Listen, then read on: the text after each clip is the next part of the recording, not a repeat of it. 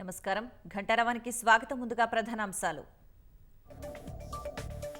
అంగన్వాడీలకు ప్రభుత్వం శుభవార్త. రిటైర్మెంట్ ప్రయోజనాలు అందిస్తామన్న మంత్రి సీతక్క.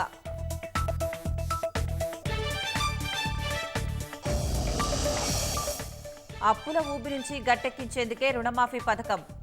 సర్కారు చేసే ప్రతి నిర్ణయంలో రైతు సంక్షేమం ఉంటుందన్న సీఎం. ప్రజా ప్రభుత్వం అనే సందేశాన్ని క్షేత్రస్థాయికి తీసుకెళ్లండి. జిల్లాలో విస్తృతంగా పర్యటించాలని కలెక్టర్లకు భట్టి సూచన.